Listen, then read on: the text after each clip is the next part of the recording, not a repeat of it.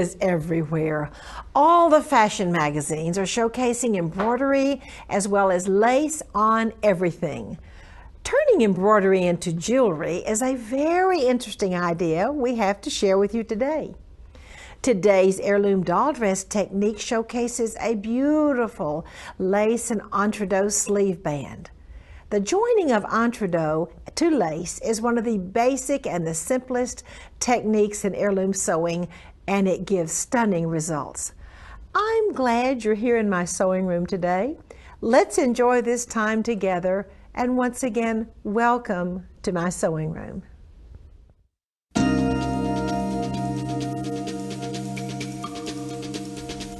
This jewelry is so beautiful. I'm telling you, I love it. And the most exciting thing is it's made in an embroidery hoop. The little earrings are absolutely precious. All we need is just the little earring loops to put on that. And every bit of this was done in one hooping, except you did have to add your little glue on diamonds. Not real diamonds, those are glue diamonds. The bracelet, if your hoop is big enough, the bracelet can be done in one hooping, and when you wash away the stabilizer, you just tie it. And look at this necklace. Oh, I just love it. Again, all of this can be done in one hooping if your hoop is big enough, but you are going to have to zigzag and attach the little ties. Are those sweet or what? And the necklace, now you might think that the little embroidered the glued on diamonds are everywhere, but the little glue on crystals are only in the middle part. The shine that comes from the rest of these little pieces is from silver metallic thread. Okay, how does this happen? You're going to use the wash away stabilizer, which looks like fabric. There's some wash away stabilizer that looks like plastic, and this one looks like fabric. You're going to embroider your ties, the two ties for your necklace. Here's where the earrings are embroidered before the stabilizer has been washed away. Look at your little necklace that has been embroidered. Of course, we've got to wash away the stabilizer. The bracelet is put together like this. All of this is embroidered at one time, and if your hoop is long enough, you can also embroider the little ties for the bracelet. And then, of course, you're going to wash away all of the stabilizer, and in the case of the necklace, you're going to zigzag the necklace ties to the necklace. And if your hoop is smaller, you'll have to zigzag these also. This is something brand new in machine embroidery. It is so much fun, and I'm telling you, I cannot imagine that all of my granddaughters will not want necklaces like this, and I'd like to have some to match certain outfits myself. I'm so pleased to have as my guest today Jane Cook. Jane is an educator for Zunt Design. Jane, I'm so thrilled that you're here with this beautiful jewelry, and welcome to the show. Thank you so much for having me, Martha. I'm going to be showing different versions of this jewelry designs. It's so much fun to make, and it's something that your children can help on the embroidery machine. Learn how to work these embroidery machines and have fun doing it. This is one, a completed version that is just a little bit different, and the earrings will fit on a stud. You can take your stud earrings and put them through the little loop in the earring. Like you can slip your diamonds on top of that? Yeah. All right. Just put it right up there. Have real diamonds along with your glue. Real, yeah, glue diamonds. Right. And that makes it so versatile. I'm going to show you how to hoop your stabilizer. It is recommended that you can use just one layer. I like to use 2 layers of the fiber content washable stabilizer.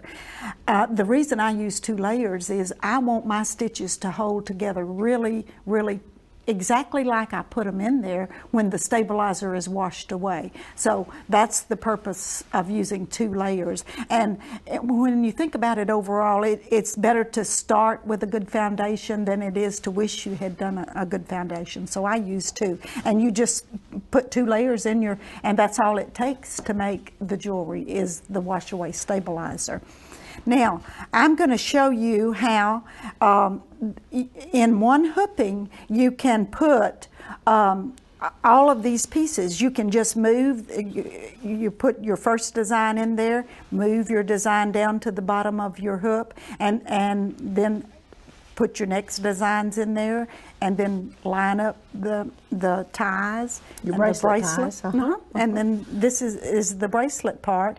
And if you have a mega hoop, a large hoop, this embroiders that. There's two versions of this bracelet. This is one and this is one. This one, if your hoop is large enough, will stitch out and you don't have to do any additional sewing at all. But if you do this version, you have to take the monofilament thread and to your sewing machine after you've cut these apart and sew this little tie onto the end of your bracelet, and that's the only two places that you have to sew in this entire thing. And this would be the necklace ties. Jane, I think you said that beautiful necklace you have on, which has pink and green, and you have the little crystals in there. Didn't you say people stop you in restaurants to ask you? Right. A lady followed me all over the restaurant wanting to know where I got my jewelry because she had never seen any like it. And when I told her that I did it on my home embroidery machine, she was just amazed. She wanted to know where could she get one of those home embroidery machines. Well, she would need to get a home embroidery machine and learn how to use it. Yes. And it's easy to do if you just have the right equipment and the right embroidery designs, isn't it? That is so right. Jane, thank you so much. you. And now Jane has some sewing inspirations for you.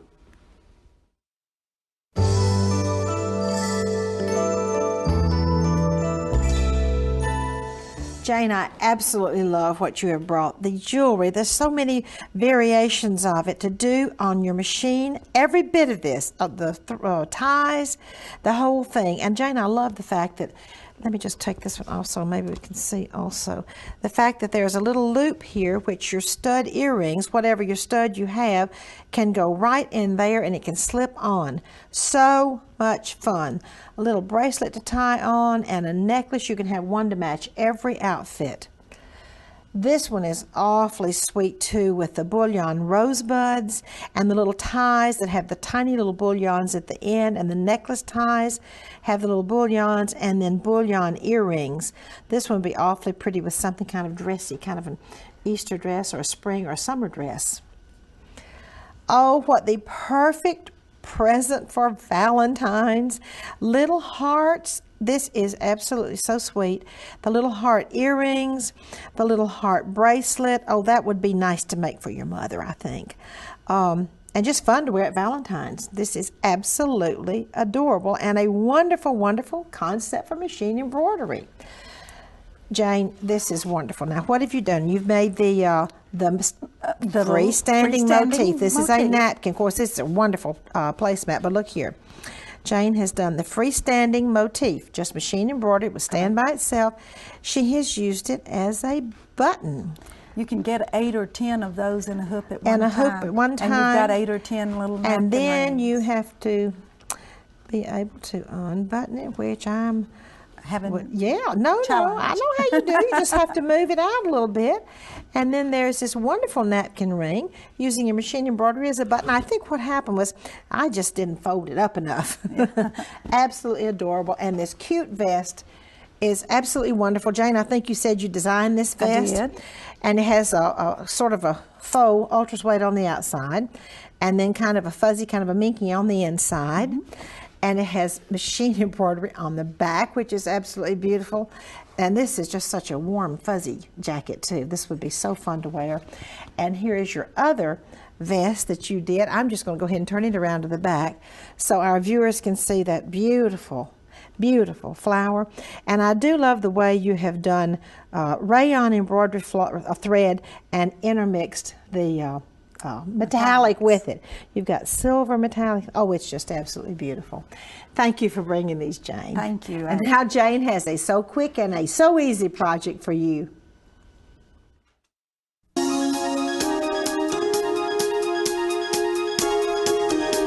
Jane, I absolutely love your all-over bib. You know, we were sitting here talking about when the little ones go to restaurants, how you really need to cover them all the way up to their legs, and I just love what you've done. Well, thank you. Go ahead and tell our viewers about it.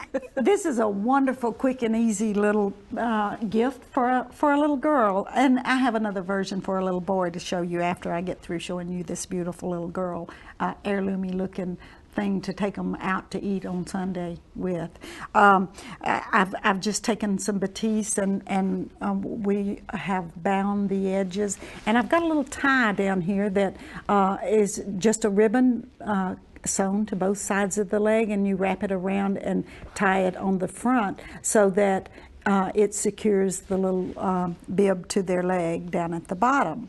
And now, is that a Velcro closing? And a Velcro closing. Easy it's enough. so easy. This is iron-on Velcro. Actually, you don't even have to sew that on, and it stays beautifully. And it's so quick and easy. That's what we like, Jane. I've taken my pattern and traced it out onto my batiste. You can transfer your pattern to the pattern making medium, and it just makes it so easy to take your blue marking wash away pen and just trace your design onto a square of fabric, and that works beautifully well to do this design. I'll layer the two fabrics together. This is backed with flannel, just a soft flannel, so that it will kind of stick to their clothes when you're through. And I've got the no mesh iron-on stabilizer on the back, so because I embroider through all two of these layers. You embroider through the flannel and through the batiste. Batiste, and I stabilize the back of the flannel. Do you put them together like with one of those the sprays, so you kind of hold everything together? That it will hold it together. And temporary spray adhesive. Yes. Thank you, Martha, for reminding me. That's what I couldn't do. remember it either. Anyway, I've got the layers together, and I've marked exactly where I want the top of the embroidery design to be, right in the center, so you don't have the embroidery design down in the bottom of their lap when they're are ready to wear this. And then I've embroidered the little design all the way through the layers, and I've cut out my design, and now I'm ready to bind the edges, and that's the easiest part. Most all of the machines have this wonderful binding foot, and it just makes it so easy. You slip your bias binding through there, it folds it, and when you sew it, it attaches it too, doesn't it? All in one step. It attaches. I bet most sewing machine dealers have that and could share with them how to do that. Exactly. Thank you. And then there's the little boy bib. Here's the little boy. And we didn't want any little ties for the boy's legs, so we put a tab back there with Velcro on the end so that the little tab fits right through there. You could put a real fancy little button on the end of that. You don't have to, just for decoration. Jane, thank you so much for bringing us this adorable quick project, those adorable bibs. And now I have a beautiful doll and a beautiful dress to share with you.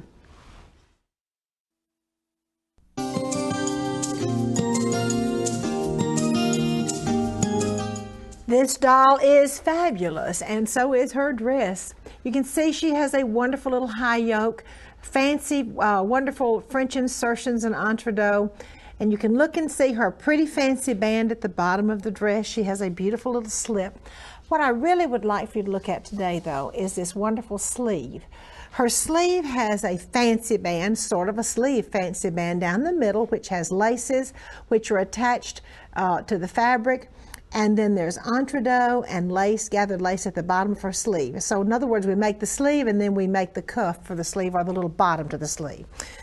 This is called French lace insertion. French lace insertion has two straight sides, and there are little gathering threads built into the straight sides of French laces. French laces are 100% cotton also. Now on the bottom of the sleeve, we're going to use gathered French edging.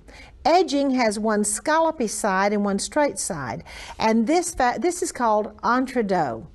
Now entredeux comes, it looks like a railroad track for ants. Some people say entredeux comes with a seam allowance on each side. It is made in Switzerland. It comes with a seam allowance. Now when I'm going to attach entredeux to gathered lace, I will cut away one side of the seam allowance. Remember I told you the lace has a gathering thread built in? Well, this lace was flat, and I pulled one of the threads, and then I slip it along, and I can gather the threads, I can gather the lace with the thread that is built in and get as much fullness as I want.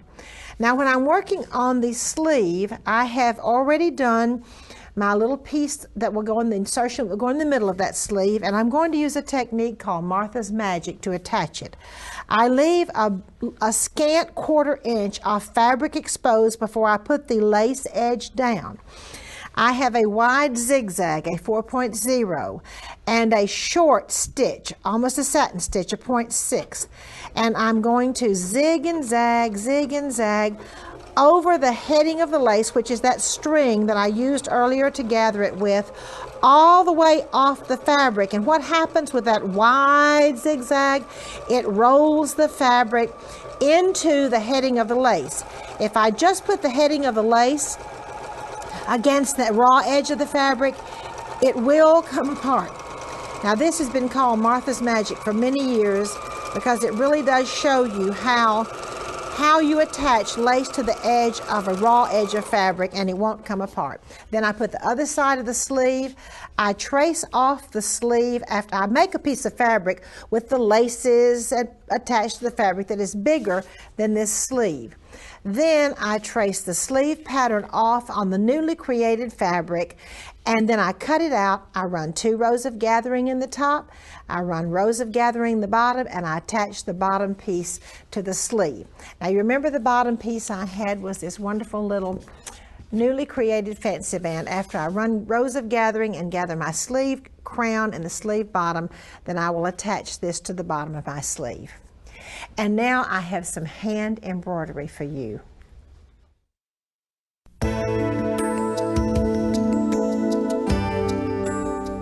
I'm so pleased to have as my guest today Wendy Shane. Wendy has published over 30 patterns under the name of Petite Poche. She has authored 4 books on hand embroidery. Wendy has studied at the Royal School in London and in Madeira, Portugal. Wendy, welcome to the show. Well, thank you, Martha. It's always great to be here. Today I've brought with me this little sample, and on the collar of the dress is this little white flower. And this little flower I've called the Claudette flower, named after a lady who taught me how to do the stitch in Puerto Rico. So let's go ahead and look at the first sample. As you notice, we're going to be focusing on the center of the flower, and the center of the flower is made with an eyelet. I've gone ahead and threaded my needle, and I have a waist knot in it. I'm going to be working this eyelet without an embroidery hoop. We're going to bring the knot in, and this is a waist knot, so remember later it's going to be cut away, so it doesn't really matter where it's positioned as long as it's away from the center. I'm going to take the thread, and I want to work sort of a long running stitch with a very small stitch in the fabric around the circle. When you do this, you want to keep as much of the thread on the top surface of the fabric as possible. So let me go ahead and go around. Eyelets are really fun to do, and there is a trick to making them perfect every time, and I'd like to tell you what that is. Here it is. When you open your eyelet, you need to use a stiletto or an awl. Make sure that the stiletto or awl is large enough for the size of circle that you have drawn, because you need to open it up as far as the foundation will allow. I've seen lots of students trying to make eyelets, and the biggest mistake they make is they don't open the opening large enough to begin with. What that does is it doesn't allow for a nice, neat, petite little edge, and that's what makes an eyelet so beautiful. Now, when you work the eyelet, you want to work just little whip stitches around the edge, and we're going to encompass not only the foundation work but all of the fabric that you've moved out of the way in the stitch. You always sew from the outer edge into the opening. Don't get confused and try to stitch in the opening first. I want to place my stitches right around the edge. Make sure that they're very close together but not overlapping. Sometimes you can actually get away with not getting the stitches touching, but the closer you get them, the more smooth the eyelet will appear. We're going to keep working it around. Reposition your hand, comfortably stitch. It really isn't hard to do an eyelet. I find that if you stop at this point and reopen your opening, you get a much cleaner look. Doesn't matter how many times you open it. Don't feel that once you've opened it, that's enough, because I tend to open my eyelet several times as I'm working. You want to keep an even tension, nice and easy. Don't panic. That's the worst thing you can do when you're embroidering.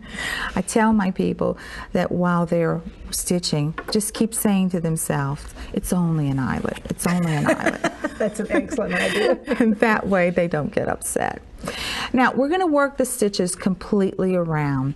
And since I have another sample with that, I want to go to that one.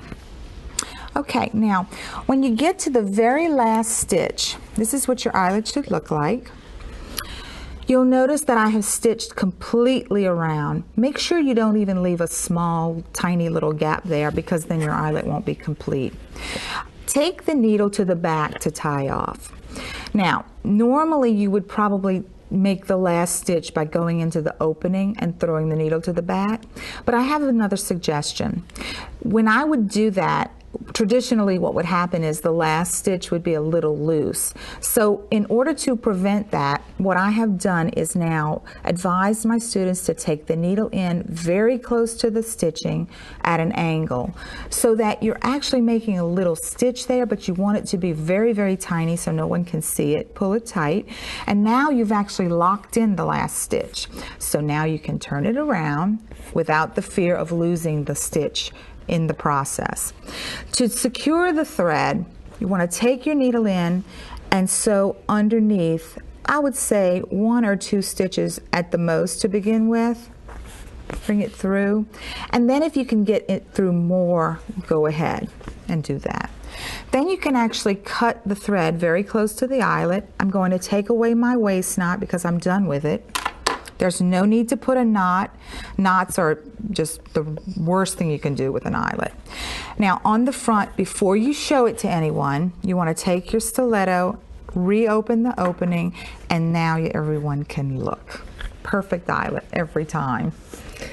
Eyelets are so fascinating to me, and on some of my antique clothes, I will just find little eyelets have been dotted over the fabric or dotted in with other embroidery, and it just adds so much to the design. It really is the most traditional type of embroidery you can do for just traditional baby clothes. Thank you so much, Wendy. And now I would like to share a piece from my vintage collection with you.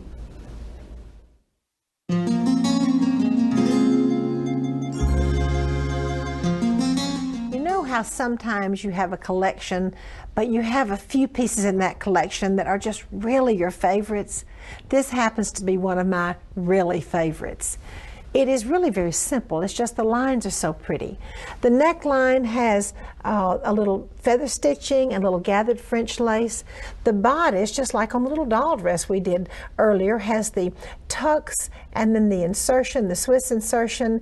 And I do once again believe this might have been for christening, because it has sets of 3 tucks, insertion, 3 more tucks, and that many times when a dress was made for a religious occasion, that stood for Father, Son, and the Holy Spirit. This dress was made in about 1900 or maybe 1910. You know why I guess that? Because the neckline is high and the sleeves are long. The dresses that were made a long time before that would have had the scoop necks and the short sleeves. This skirt, I'm just going to try to hold this out for you to see. This skirt is absolutely gorgeous. It has the wide French lace, the wide Swiss insertions, and they are mitered in the middle and mitered over on the sides. A wonderful, wonderful artistic expression. Now then, the beautiful wide lace on the bottom is gathered at the bottom, and it's just absolutely one of my very favorite dresses in the whole world. Thank you for joining me. Won't you come back next time?